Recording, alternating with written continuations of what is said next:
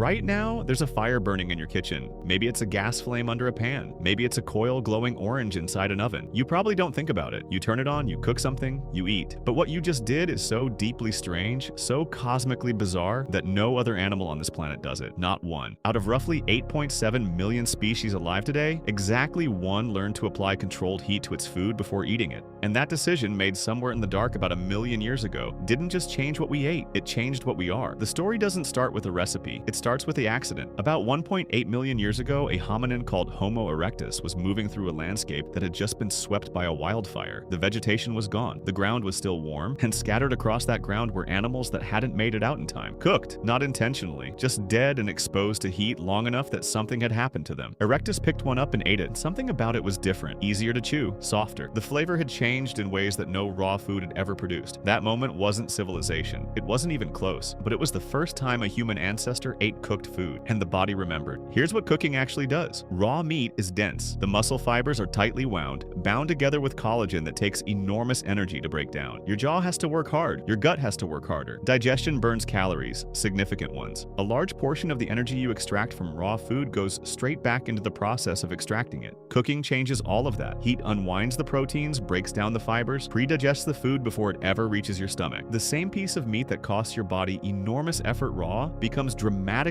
easier to process cooked. You get more energy from the same amount of food, and you spend less getting it. A biological anthropologist at Harvard named Richard Wrangham spent decades building the argument that this single shift is the reason we look the way we do. His thesis is called the cooking hypothesis, and it goes like this. Once our ancestors started cooking regularly, their bodies began to change. The gut shrank. There was no longer a need for the long, heavy digestive tract that primates use to process raw plant matter. The jaw got smaller, the teeth reduced in size, and all of that energy that had been going into digestion was suddenly available for something else. It went to the brain. Think about what that means. The human brain is extraordinarily expensive. It runs on roughly 20% of your body's total energy, even though it accounts for only 2% of your body weight. No other animal sustains a brain that costly, and for millions of years there was no way to afford it. The raw food budget couldn't cover it. Cooking didn't just feed us, it funded us. By 400,000 years ago, the evidence becomes harder to argue with. At a site in Israel called Qesem Cave, archaeologists found repeated evidence of controlled fire use. Burnt bone, heated flint, ash deposits in the same location, used again and again. These weren't accidents. This was a hearth, a deliberate, maintained, returned-to source of heat. Someone kept this fire alive because they needed it. And around that fire, something else started happening. Cooking takes time. Raw food you eat on the move wherever you find it. Cooked food requires you to stop, to wait,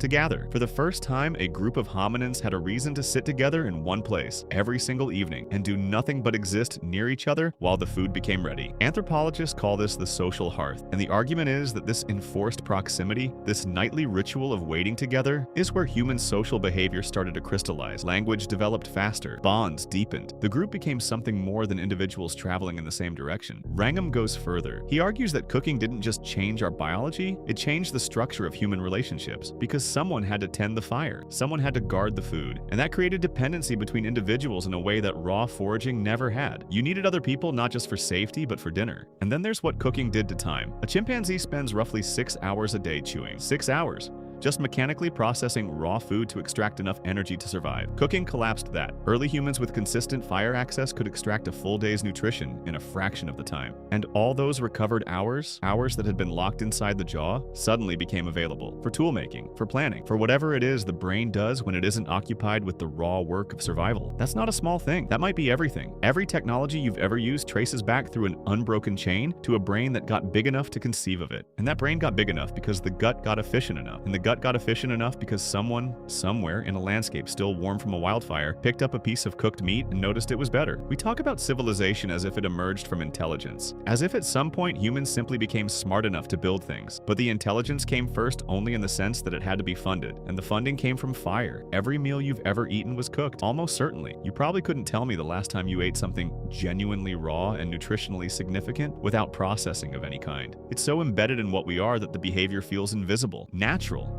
like it was always there. But it wasn't. There was a version of your ancestors for whom cooked food didn't exist, who spent half their waking hours just chewing, whose brains were smaller not because they were less, but because the budget hadn't opened yet. The fire opened the budget, and everything, the language, the tools, the cities, the philosophies, the screen you're reading this on right now, everything came after that. Not because we were special, but because one day, something burned, and we were hungry enough to try it.